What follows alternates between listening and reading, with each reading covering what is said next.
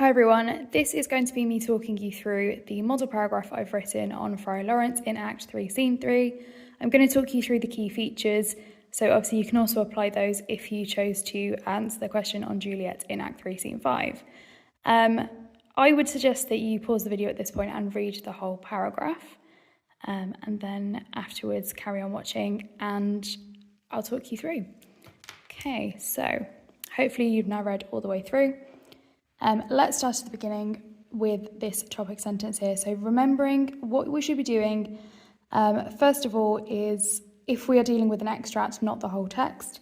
Remember, you will be dealing with both Romeo and Juliet, writing 2 paragraphs ideally on extract, 2 paragraphs ideally on the whole text.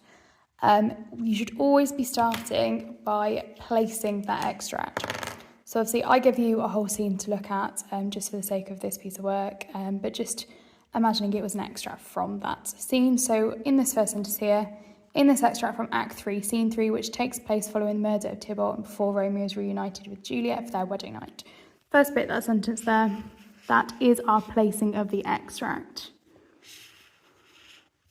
If in an exam situation you can't remember the exact act and scene, although often it does say on the paper, but if you can't, that's absolutely fine, as long as you do this part here, so placing what happens before, placing what happens afterwards. Because the reason we do this is to show that you do have knowledge of the text and you do have knowledge of plot progression. So placing the extract to show knowledge of plot.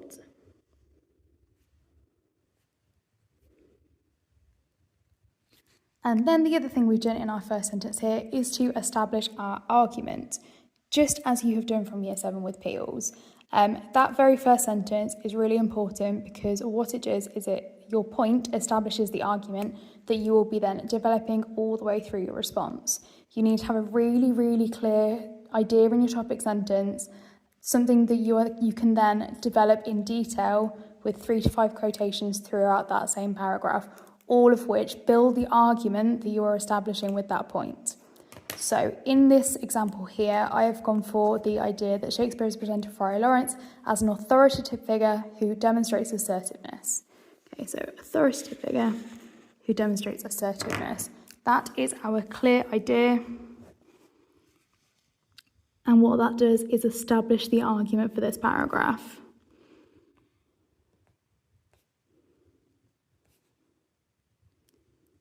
Obviously, you are going to be writing ideally 4 paragraphs in an exam, but if you can only do 3, as long as you've done at least 1 on the extract and 2 on the whole text. Every single paragraph needs to have a clear idea, different one in each paragraph, but what you need to do is have a really, really clear idea at the start of that paragraph to establish the argument that you are going to be developing throughout that paragraph. If you have different ideas all the way through that you're focusing on for the same character, you're not showing that you've sustained an argument, you've not shown that you've developed an argument.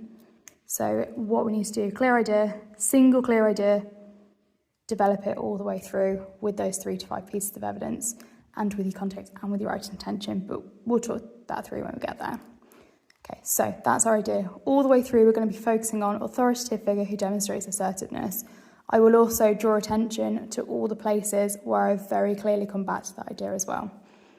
Okay, so moving into our first piece of evidence, in order to support Romeo, who is overwhelmed by emotion at the idea that he may have caused harm to Juliet, the friar speaks to him commandingly, instructing rouse the man in an attempt to compel Romeo to regain composure and rational thinking.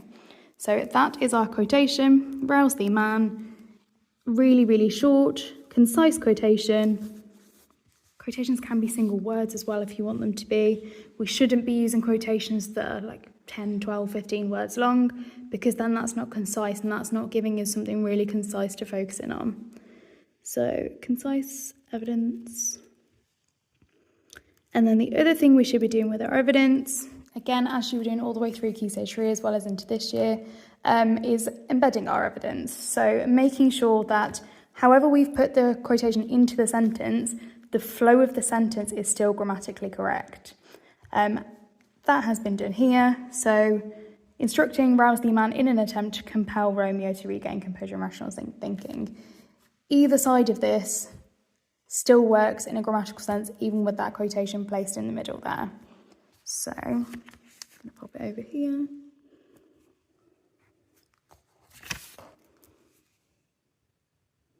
So our quotation is embedded in a grammatically correct way.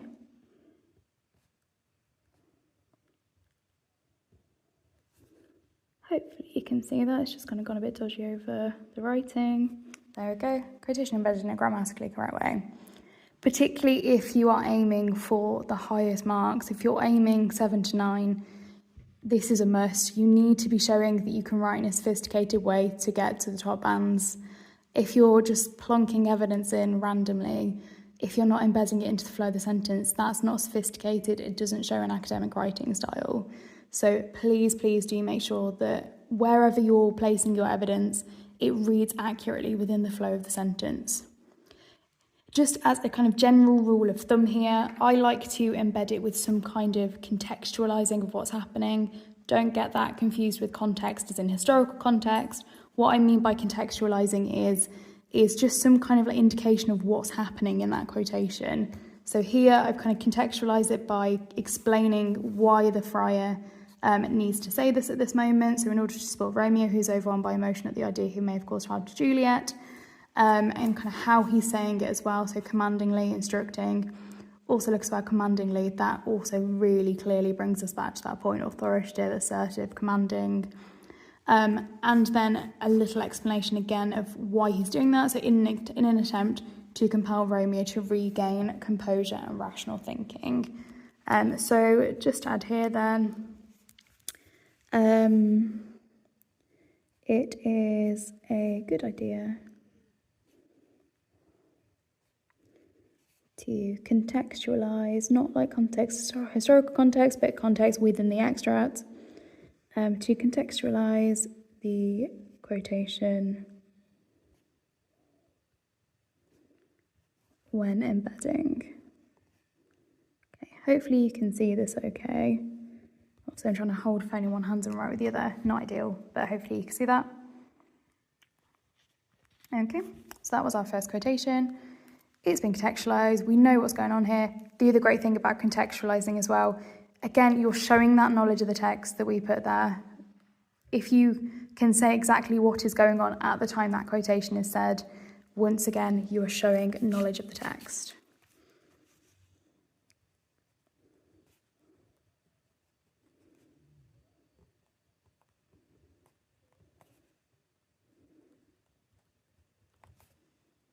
And it also helps you show the examiner that you understand actually that quotation, you understand why it's said, where it's said, what's happening at that moment in the play. Okay, into our analysis then. So the use of the imperative verb rouse here particularly highlights the friar's assertiveness, back to the point, as well as showing the friar's intuitive understanding of Romeo. The two characters know each other well, and the friar is characterised as one of Romeo's main confidants, so it seems that the friar knows from experience that Romeo responds best to a more forceful and dominant approach when he's blinded by emotion. So a couple of things here to note. We have the use of subject terminology. So using language to explicitly identify those techniques.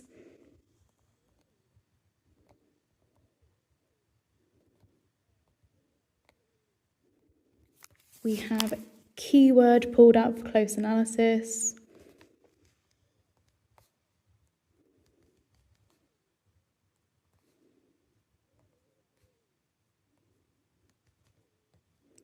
And that is something we should be doing. We should be pulling out parts of the quotation. We should be really zooming in on either keywords or techniques from our quotations that we've pulled out.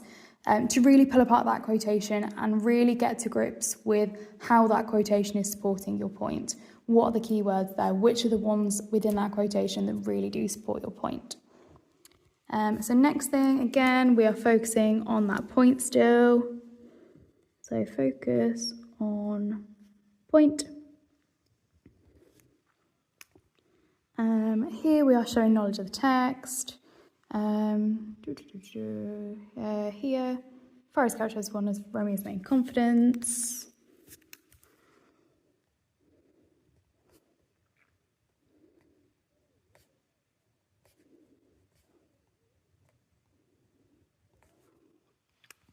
So it seems that the friar knows from experience that Romeo responds best to a more forceful and dominant approach. That again comes back to the point, because very close synonyms to authoritative, assertive approach when he's blinded by emotion. Something that I've noticed with a few of your answers is when you are discussing a quotation about the character named, so in this case Friar Lawrence, in relation to other characters, answers can sometimes, and it's very easily done, but they can sometimes slip into more of an analysis of the other character. So what I could have been at danger at doing here was slipping more into what this is showing about Romeo, and showing like Romeo's weakness and the fact that he needs to be dealt with forcefully. But actually, the phrasing of it here does really bring the focus onto the friar. So for the friar's assertiveness, the friar is characterised. And it's always like the friar is almost like if in like grammar terms, he's the subject of the sentence. We're using Romeo as the object just to make sure that the focus doesn't slip into Romeo.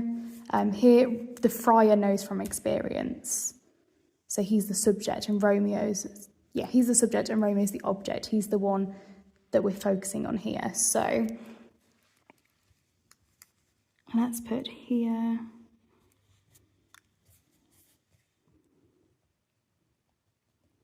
focus is primarily on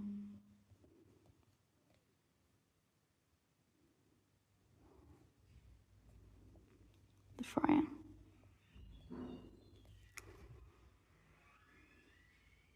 Okay, if there's a weird space in the video, I had to pause for a minute because the caretaker was about to come in and I felt really awkward about seemingly talking to myself. So I'm just going to put the videos together. So where were we here? The focus is primarily on the friar, which means that we are maintaining a focus on the question. Because what has happened in some responses that I've seen is that because when trying to explain the primary named character in the question through interactions or things with other characters, it can sometimes slip into analysing that other character instead, and then what you're not then doing at that point is focusing on answering the question. So that's why we need to make sure whenever we are bringing in other characters, we're still keeping that focus on our primary named character. Okay, so yeah, I think that's all I want to talk to you about that one. The decisive and resolute tone produced here. So what we're doing here is kind of linking into the next idea. Decisive and resolute, again, they are words that very much fit within this idea of authority and assertiveness. So we are still focused on point. This is like the transition into my next quotation. So the decisive and resolute tone here produced here is further exemplified throughout the friar's monologue. When directing Romeo's next actions, he commands that he should go, ascend to chamber, come for her, stay not past to and finally beg pardon from Prince Aeschylus. What I've done here is I've just kind of grouped together a whole load of quotations. I'm not going to necessarily individually analyse all of these, but because I basically have the same point for all of them, I have this idea that it's the list and it's the imperative verbs, it's the friar's controlling the situation. What I've done here is just kind of group together this similar evidence. And what that does as well is that shows that I'm able to recognise patterns. And that's something that is quite sophisticated to do as well. If there are patterns in the language used, that's a sophisticated thing to look out for. So that's why it can be valuable sometimes if you've got some of these shorter quotations and you've basically just got the same analysis for them. Do group them together, it shows you recognise that pattern. Okay, so again, other things to point out. Using dramatic terminology such as monologue to show that you acknowledge that this is a play. On the whole, I think we are good at that, acknowledging it's a play, talking about the audience, not the reader, etc. for drama, for plays. Yeah, there we go. So all instructions in this list, so list of the terminology, are preceded with further imperative verbs, and like at the front of them preceded further imperative verbs. Again, that's subject terminology. I'm just going to put ST because it keeps sense of terminology. And continues to demonstrate the friar's authority over Romeo in this moment and his control over the situation. So again, focused on a point. What we're doing throughout this response is we are building that argument. We are coming back to this idea. We are giving evidence and we are exploring how, for example, by identifying techniques, how our argument is true. We've come up with this idea. We need to keep proving it. Control of the situation as well. That's back to point. Again, apologies if it just keeps going out frame slightly because I've got the phone on hand and yeah, pens together. Just going to quickly go back and just highlight the evidence just to show where it is. Keep getting to the highlighter. So yeah, here we have this list of evidence. Okay, and again, even though here we have these short quotations, actually they do still read grammatically correctly within the sentence. Sorry, jumping back slightly there. But yeah, so he commands that he should go, ascend to chamber, come for her, stay not past her, and finally beg pardon from Prince Aeschylus. So even within the context of that entire sentence, our really short embedded quotations still make sense. So again, here, quotations plural this time, embedded in a grammatically correct way. We're showing that sophistication, that academic writing style. On to the next one then. So another tactic. So these ones are a couple of ones here about imperative verbs. I'm bringing in a different technique now and a different idea, but it still comes back to this. Still comes back to authority. It still comes back to being assertive. So another tactic employed by the friar, which also highlights his domination and power at this moment, is an attempt to belittle or emasculate Romeo for his behaviour. So again, even though it's a different idea, even though it is a different kind of tactic or technique that the friar uses, we are still focused on the point. We are still trying to prove our argument, build that argument that the friar is an authoritative figure who demonstrates assertiveness. Doing that here. Again, using synonyms to bring it back to the idea. So this idea is here about belittling and emasculating Romeo. In response to Romeo's distress and tears, Lawrence describes how, like a misbehaved and sullen wench that pouts upon their fortune, employing the use of simile here in order to suggest that Romeo's emotional distress is feminine or childish. So again, this is our quotation. Again, see that within the context of the entire sentence, this does make grammatical sense. Lawrence describes how, like a misbehaved and sullen wench that pouts upon their fortune, employing the use of simile here. So again, embedded in a grammatically correct way. I've done a slightly different thing here. So I have before it. I've done what I did here before it, contextualising the quotation, giving a bit of information about what's actually going on at this moment in the text. So we have Romeo's distress and tears. Obviously, it could be anywhere in the text, but we know that it's this particular moment of distress. And then what I've done afterwards to embed it here is to give a really short explanation. So that's another thing you can do to embed as well. So again, embed it accurately. This time with short explanation afterwards. So just another idea of how you can embed. After you've put the quotation in, after you contextualise it, put the quotation in, you can give a little short explanation. I've also brought in immediately that subject terminology, so it's simile. So we have a literary device identified with subject terminology. This way, the whoever's making this piece of work immediately does understand it. You know your stuff, you know the terms that we can't use in English, you know your devices, you can recognise them. Like what here, you've shown that you recognise that is a simile. Okay, so the noun went and our cake form for a sex.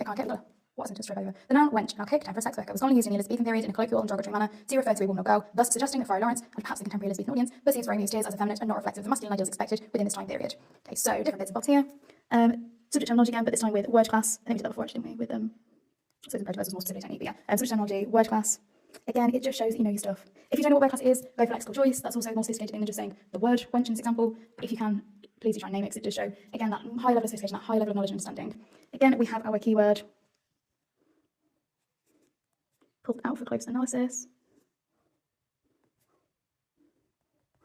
In this example, I've actually kind of explained the word, placed it in the time period, is also starting to bring in some context here, and even more so here as well. So we're kind of dropping in bits and bobs of context as well. Historical context this time, of course, not contextualising like we were talking about before. Just a little nod to context at this point, nothing particularly detailed at this in this moment. Just saying that the word's commonly used at that point. Just a little nod to it. Here, another little nod to context and audience. But again, we'll develop that later on. I've saved the audience response to the end. Just thought this was quite a nice moment. If we're saying that Friar Lawrence is perceiving him as feminine and not reflective of masculine ideals, we might as well bring in a little tiny bit of just a little nod to audience response here as well, just to show that actually that was a commonly held view at that time. So here again, we're bringing it into. I'll come back to this idea of authority actually. So what we're doing here is kind of showing what it shows about Friar Lawrence. Again, Friar Lawrence perceives Romeo as we're not bringing the focus onto Romeo himself and how he's presented as effeminate or not reflective of male ideas. We're focusing on Friar Lawrence and his perception of Romeo. So again, just look at the phrasing. Because Friar Lawrence is the subject of this sentence, Romeo is the object. He's being perceived by Friar Lawrence. Again, the focus is on the question. Focus on Friar and overall the question. So whatever response you're doing, please just make sure you are predominantly focusing on that question. Your ideas are coming back to the question. You're not going down a little rabbit hole or tangent on a different character.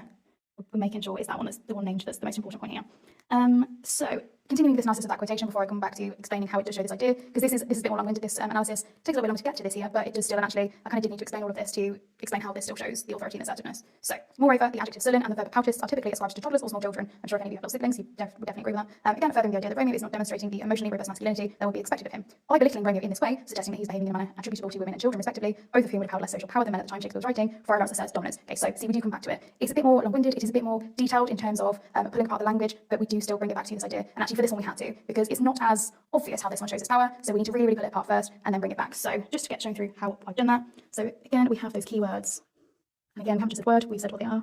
Keywords for close analysis. So we have that initial description of how he's calling Romeo like a woman. Now this suggestion he's acting like a small child. And then we bring it back to what Friar Lawrence is doing here by belittling Romeo. Again, the focus is on Friar Lawrence here. That could so easily have accidentally slipped into being Romeo. So if it had just been Romeo's belittled by Friar Lawrence, but no, by belittling Friar Lawrence in this way, this is the focus here is who is doing the belittling. Bringing in some context, settings, behaving manner attributable to women and children respectively, both of whom would have held less social power. Don't know, I keep the band on the highlighter. Both of whom would have held less social power than men at the time Shakespeare was writing. We don't need to keep saying Elizabethan, we've already said it a few times, so just to kind of point out why we've done that. Elizabethan, I feel like there's another one quite close by to there. Elizabethan. We've already placed it in the right time period, so we can now be a little bit less specific every time. We don't say Elizabethan every single time, it'll get very repetitive. But another way, just kind of making it really clear that you know the time period, there we go, at the time Shakespeare was writing. What isn't a good thing to do is just every time you mention context, just saying like in that time period or back in the day, where it's really vague. At least like what I've done here with context is really clearly place it in the correct historical context. So yeah, again here we have context.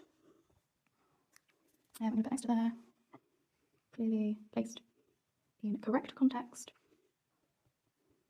Thankfully, as I'm going through these paragraphs, I haven't seen what some people did in the mock, but in the mock, it's understandable you've just written on Jekyll and Hyde. I didn't see anyone getting mixed up between Elizabethan and Victorian, which is really nice to see. Please do just be really careful with that. By the time you've finished all of the content of literature, there will be a lot of different historical contexts to get your head around, so please just do really get it clear in your head. Jekyll and Hyde, Victorian, Romeo and Juliet, Elizabethan. And then here, back to this. As that's dominance, here we go, come back to the question. essentially explaining how all of this here is still building our argument back to this. Not back to the question, sorry, back to the point. Sorry, back to the point. Explaining how preceding analysis is still building that same argument. And just keep remembering that is what you're doing in an analysis paragraph. You're establishing an argument, you're then building an argument. Okay, so for instance, on it's a very intense fortune to understand this page is not fitting, you can't continue. I've developed this even further, this idea, because I just wanted to bring in this idea of an imbalance of authority as well. So you don't have to do equal analysis on each one. Some quotations you naturally will have more to say than others. Like this one, there's so much here. There's the simile, there's the different keywords, there's the implications of this one that obviously we have much more to say about than just some imperative verbs where he's commanding him. This one here is showing much deeper analysis. So this is showing stuff from the higher bands, this analysis here. So it can certainly be seen that the dynamic between Friar Lawrence and Romeo is reflective of a father-son relationship, where there is typically an imbalance of authority, and it could be argued that the friar in this instance is simply accentuating this aspect of their relationship by taking on a superior fatherly role in order to guide Romeo through his ongoing distress. Something else I've done here with this, it could be argued, I'm considering different interpretations. The primary analysis on this quotation has been focused on this idea of Friar Lawrence emasculating him and focusing on how effeminate he believes that Romeo is.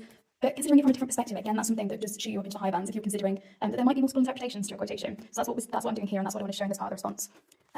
Again, just building towards that argument, imbalance in authority and accentuating this aspect being the imbalance in the father-son relationship of their relationship by taking on a superior fatherly role in order to guide Romeo through his ongoing distress. Okay.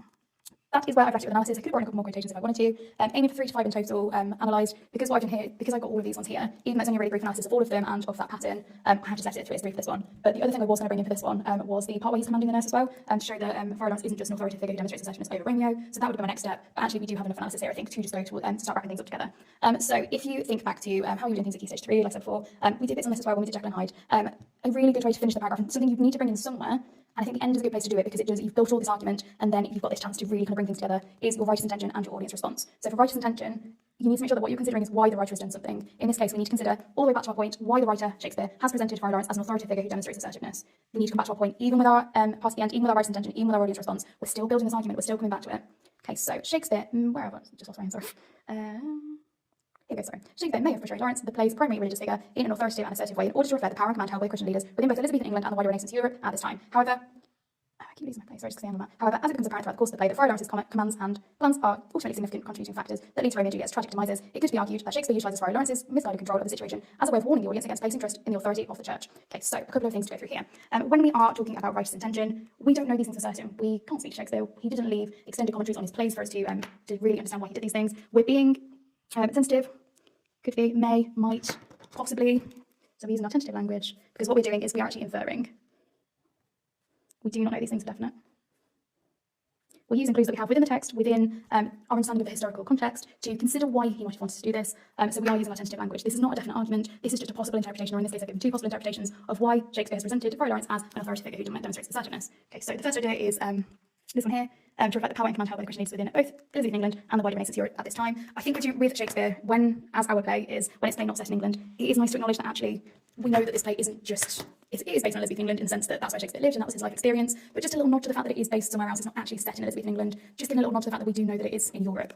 Okay, so again, context, showing knowledge, that play, even could have said Renaissance Italy if I wanted to, but just to kind of add to the wider Renaissance Europe, so that the play is not set in England. We know clearly, we're hinting here that we know that the play is not set where it was written. Then Friar Lawrence, the play's primary religious figure in an authoritative and assertive way in order to reflect the power and command held by the Christian leaders within both those phases. This is the why. This is why Shakespeare has done this.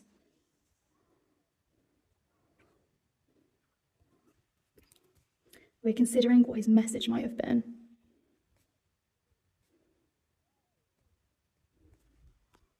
We're considering as well how the play itself does reflect the society in which Shakespeare lived.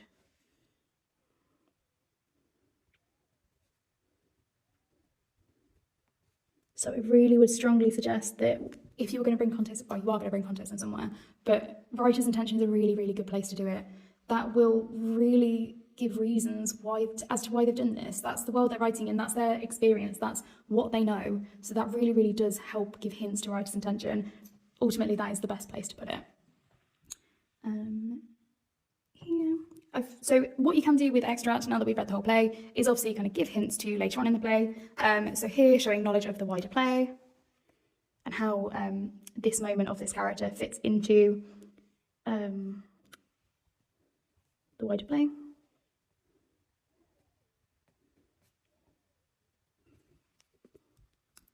So it becomes apparent throughout the course of the play that Friar Lawrence's commands and plans are ultimately significant contributing factors that lead to Romeo and Juliet's tragic demises, and here I've considered an alternative interpretation for writer's intention. Again, like I said with the alternative interpretation of the analysis, this is sophisticated, not just kind of setting it in stone that this is the only thing this could possibly mean. We are considering alternative interpretations. This is something that will get us into those higher bands. So in this one, I suggested it could be Shakespeare, utilising Friar Lawrence and his misguided control. So still coming back to that idea from the point, control, authority, assertive, all go together, as a way of warning the audience. So again, against place interest in the authority of the church.